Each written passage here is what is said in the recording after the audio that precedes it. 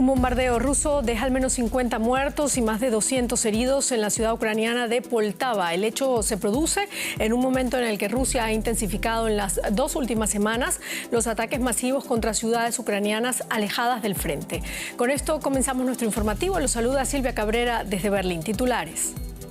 El presidente de Ucrania, Volodymyr Zelensky, informó este martes sobre un letal ataque contra la ciudad de Poltava en el centro del país. 2 misiles habrían alcanzado un centro educativo y un hospital, dejando al menos 50 muertos y otros 180 heridos, o casi 200. Los ataques de Israel contra Cisjordania continúan. Las autoridades palestinas afirman que al menos 31 palestinos han muerto en la operación israelí iniciada hace casi una semana. Tel Aviv, por su parte, asegura que sus acciones se dirigen contra células terroristas activas en esa región. Estados Unidos y 9 países latinoamericanos rechazan la orden de arresto dictada por un tribunal de Venezuela contra el candidato opositor Edmundo González Urrutia, quien denunció fraude y reivindica su triunfo en las elecciones presidenciales de julio. El ex candidato presidencial se encuentra en la clandestinidad.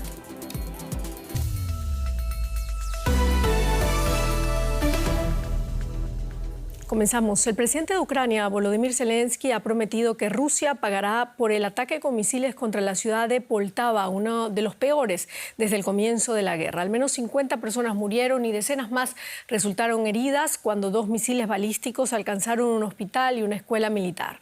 Zelensky también volvió a pedir a sus aliados occidentales que le suministren más sistemas de defensa antiaérea para defenderse de Rusia.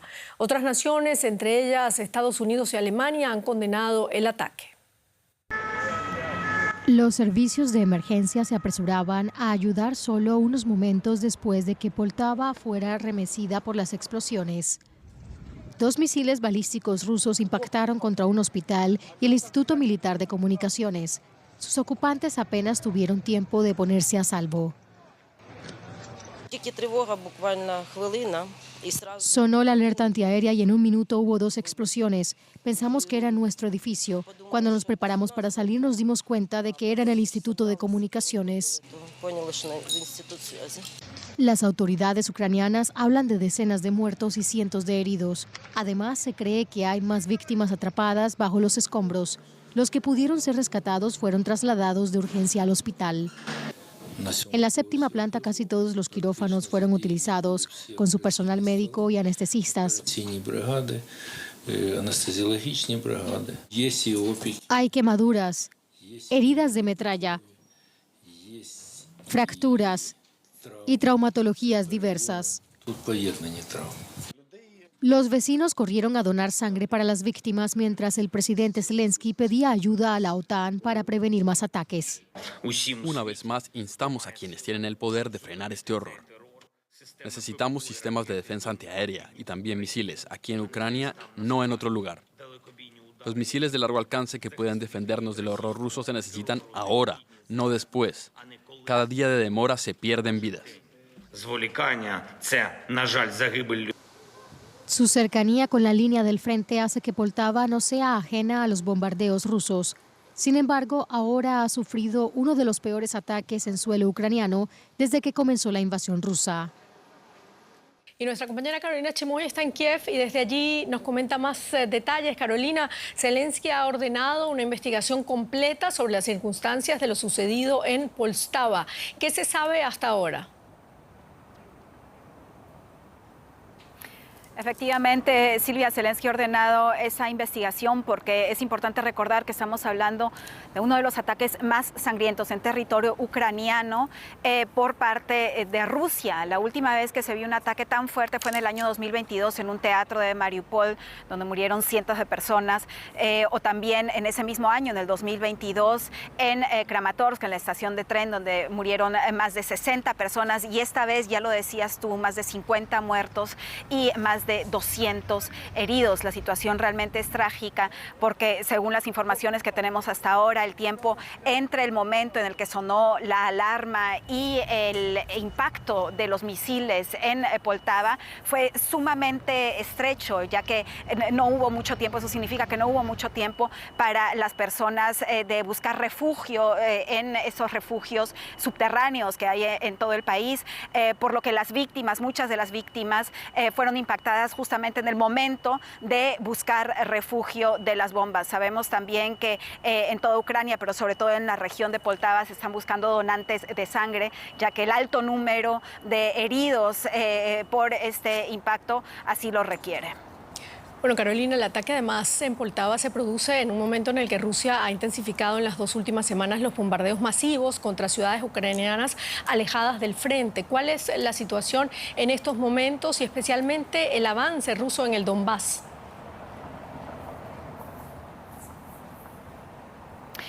El avance ruso en el Donbass ahora mismo es bastante significativo, Silvia. Esto se debe y se ve como respuesta a los avances que Ucrania ha dado, como bien sabemos, en Kursk o también en la región de Kharkiv, donde los ataques por parte de Rusia ya no son tan grandes como lo eran hace un par de meses.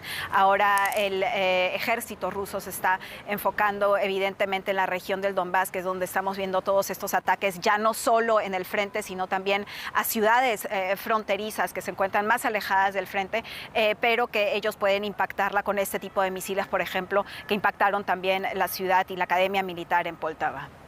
Bueno, el director de la Agencia Internacional de Energía Atómica, y con esto termino, Rafael Grossi, está allí en Ucrania para visitar la planta ocupada de Zaporilla. ¿Sigue latente, Carolina, el riesgo de un accidente atómico?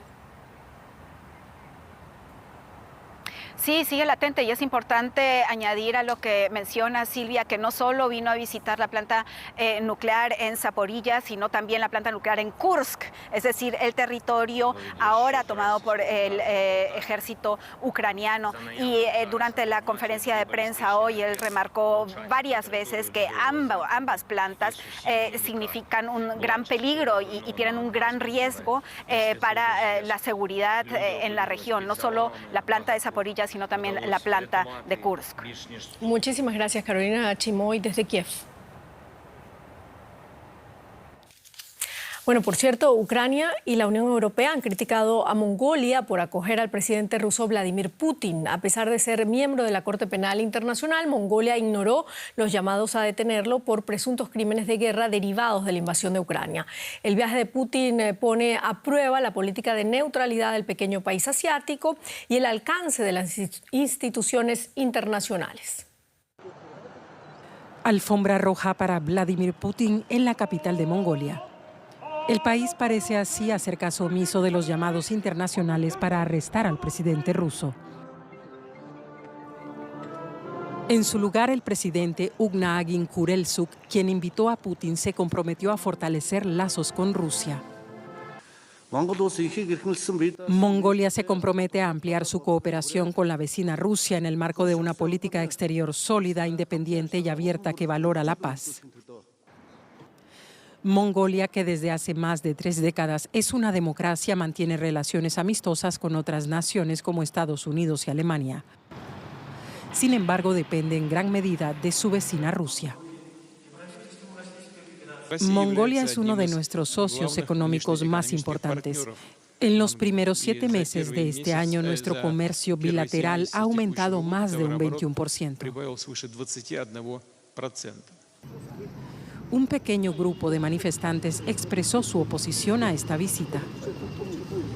Este es el primer viaje del mandatario ruso a un país adherido a la Corte Penal Internacional desde que ésta emitiese una orden de detención en su contra el año pasado.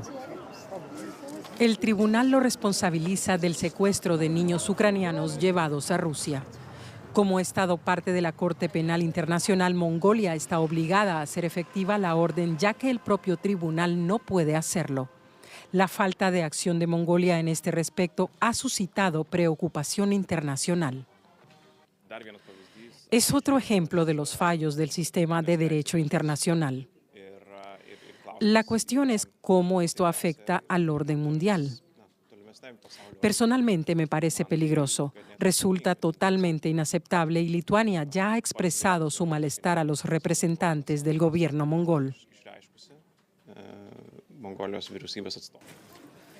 Mongolia es un país sin salida al mar ubicado entre China y Rusia y con una fuerte dependencia energética de Moscú.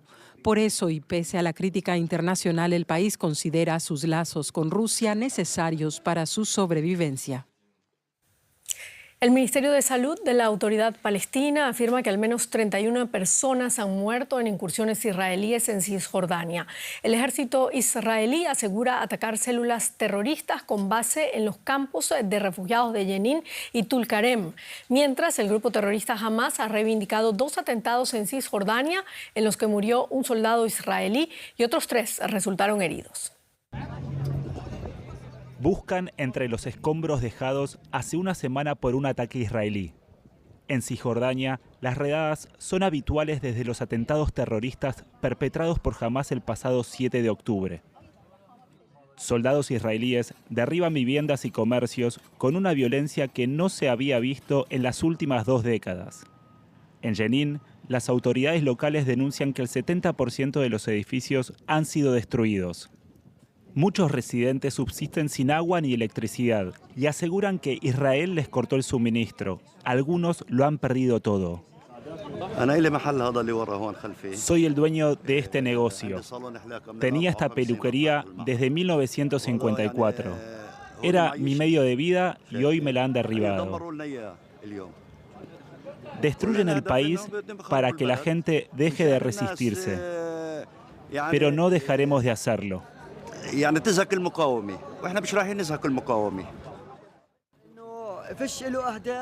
El ejército israelí no tiene objetivos, por eso nos ataca a nosotros. Pero vamos a quedarnos, no importa lo que hagan.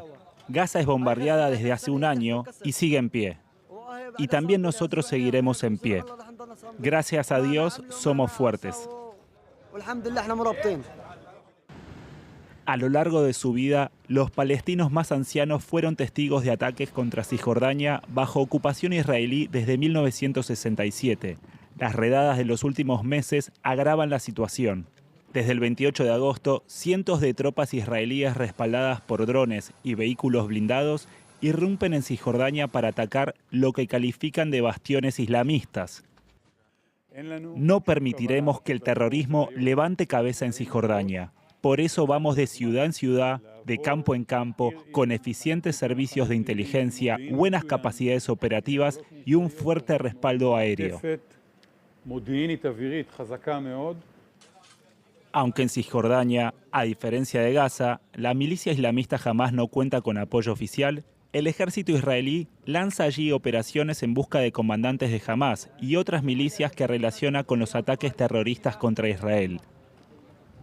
Según datos de la ONU, desde el 7 de octubre, las fuerzas israelíes han abatido en Cisjordania a más de 600 palestinos. Y mientras tanto, en Israel continúan las protestas por tercer día consecutivo. Miles de personas volvieron a tomar las calles de Tel Aviv pidiendo un alto en Gaza y la liberación de los rehenes. Frente al principal centro de mando de la guerra, los manifestantes se congregaron con pancartas y banderas amarillas, color que representa a los cautivos. También bloquearon el tráfico y se produjeron enfrentamientos con la policía, lo que motivó el arresto de varias personas. Las protestas se avivaron después de que el ejército israelí recuperara los cadáveres de 6 rehenes el pasado fin de semana. Y vamos a la economía. Comenzamos en Estados Unidos, ¿no? Con la mirada puesta en Estados Unidos, así es, Silvia. Allí la producción industrial ha vuelto a contraerse en agosto. El dato hace más probable aún un recorte de los tipos de interés en septiembre. Wall Street ha caído al rojo con el índice S&P 500 perdiendo más de un 2%.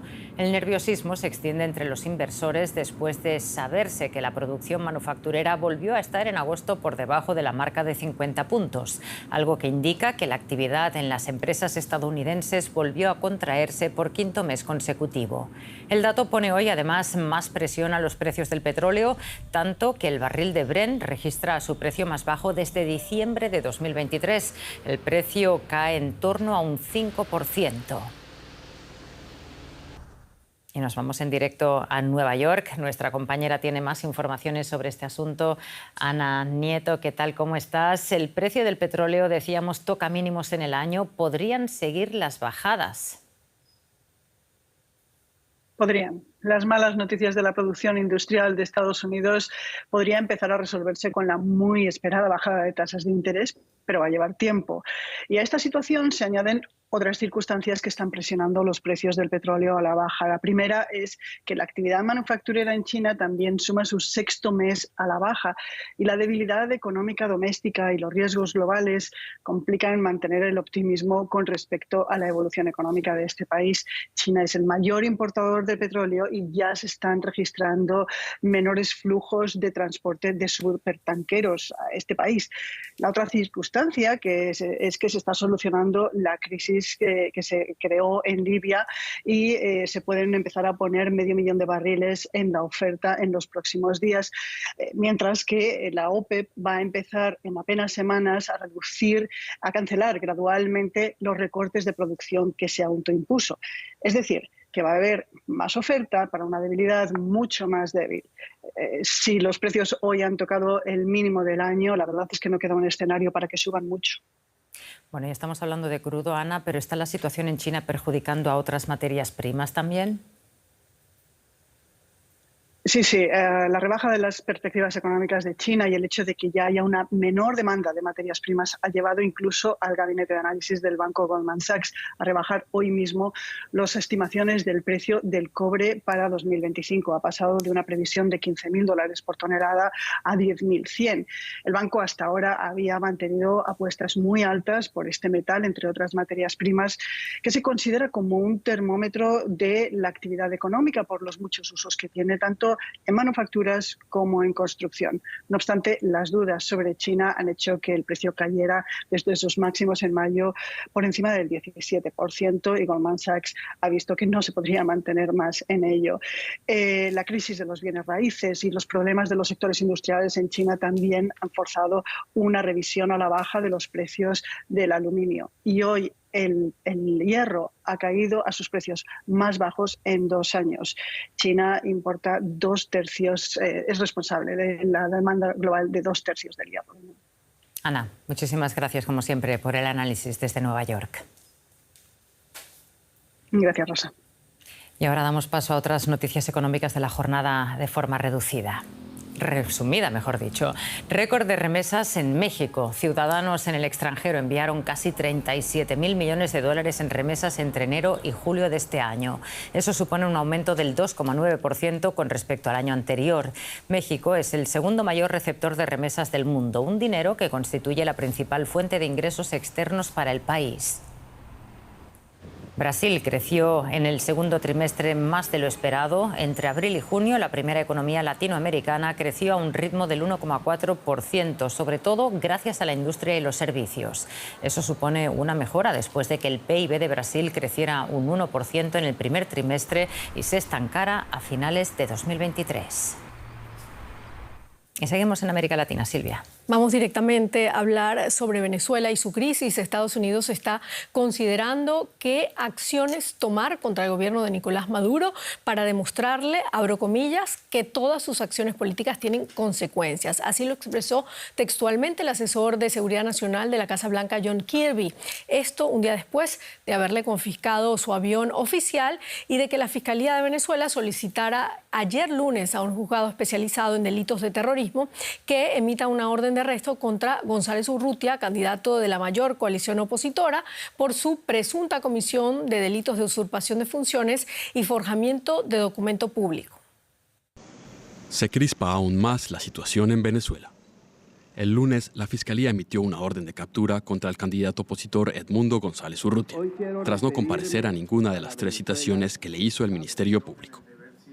A González, quien desde las elecciones de junio permanece en la clandestinidad, se le acusa de publicar las actas electorales del 28 de julio en un sitio web y de cometer otros graves delitos. En un comunicado en X, González rechazó tales acusaciones. Todas las normas. Pulsa una citación sin garantías de independencia y del debido proceso. El Ministerio Público pretende someterme a una entrevista sin que se precise en qué condición se espera que comparezca y precalificando delitos no cometidos. María Corina Machado, líder de la coalición opositora y también en la clandestinidad, pese a sus apariciones en distintas manifestaciones que piden la publicación de las actas, ha vuelto a denunciar en X la persecución contra el candidato, al que llama presidente electo. La lucha por el poder tras las elecciones en Venezuela continúa, y pese a la presión internacional y la falta de reconocimiento de su presunta victoria, Maduro se niega hasta hoy a publicar las actas. Al mismo tiempo, aumenta la represión del gobierno contra las voces disidentes. La única medida de presión internacional hasta ahora podría ser el decomiso por parte de Estados Unidos de un avión utilizado por Maduro. Según denunció el fiscal general de Estados Unidos, Merrick B. Garland, la compra de la aeronave se habría producido a través de una empresa fantasma, y el avión habría sido sacado de contrabando de los Estados Unidos. El mandatario venezolano ha denunciado el decomiso como un acto de piratería por parte de Washington. Está por ver si la presión sobre Maduro continuará teniendo consecuencias efectivas, como esta para su régimen. Y vamos a Caracas, Venezuela. Más detalles con el periodista Óscar Schlenka. ¿Qué tal, Óscar? Bueno, orden de detención contra González Urrutia, que se encuentra actualmente en resguardo. ¿Qué escenarios se manejan en Venezuela para el opositor y la oposición, por supuesto? Bueno, esta orden de arresto era algo que se esperaba, ya el fiscal general lo había anunciado y se produce como consecuencia de no asistir al Ministerio Público después de 3 citaciones. Aunque la oposición rechaza varios de los crímenes del que se le acusa a Urrutia, para varios analistas políticos estas órdenes lo que buscan es presionar a González Urrutia a que salga del país o se refugie en una embajada para al menos saber y controlar dónde está y de dónde opera.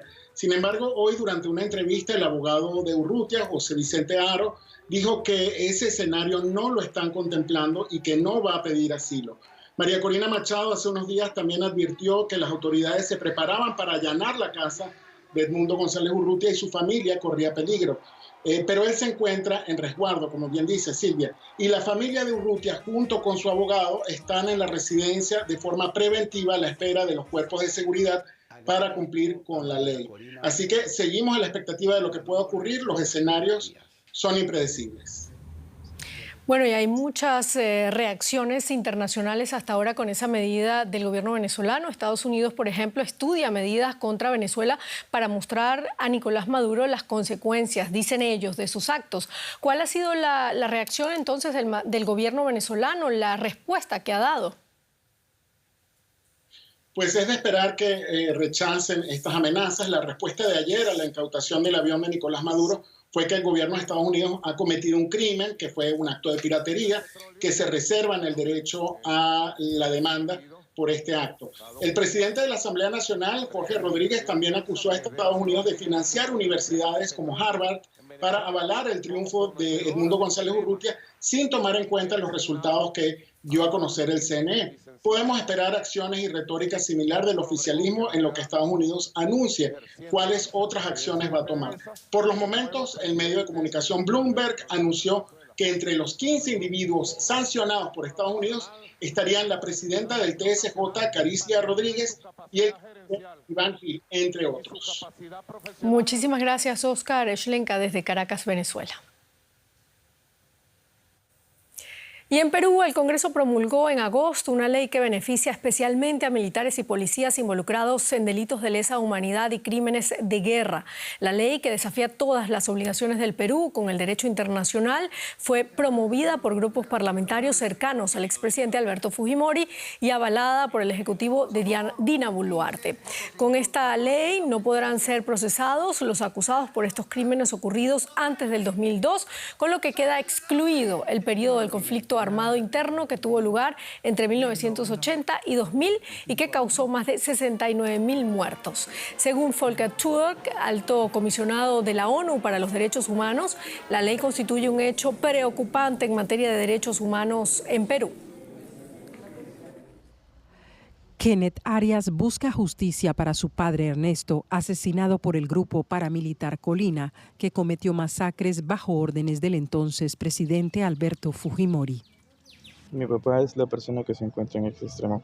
Él era profesor, recién graduado. El mismo ministerio le dijo si podía, por favor, ir a estas zonas en donde son recónditas. Ernesto trabajaba en una escuela de Pativilca, una zona rural de Lima. En 1992, un grupo de encapuchados llegó a la zona y los secuestró junto a otros 5 hombres por supuestamente estar vinculados al grupo terrorista Sendero Luminoso. Se los llevaron y lo último que supimos fue que los encontraron días más tarde incinerados y que no habían dejado ni siquiera un rastro de ellos. De lo único que se pudo descubrir o algo fue por las pruebas que se le hicieron a huesitos, dientes. Entonces agarraron a todos los que creían implicados, lo que ellos decían, quiénes debían morir y quiénes no, de acuerdo a su lista. El proceso judicial involucra a Fujimori, su ex asesor Vladimiro Montesinos, quien se declaró culpable, y a miembros del Grupo Colina.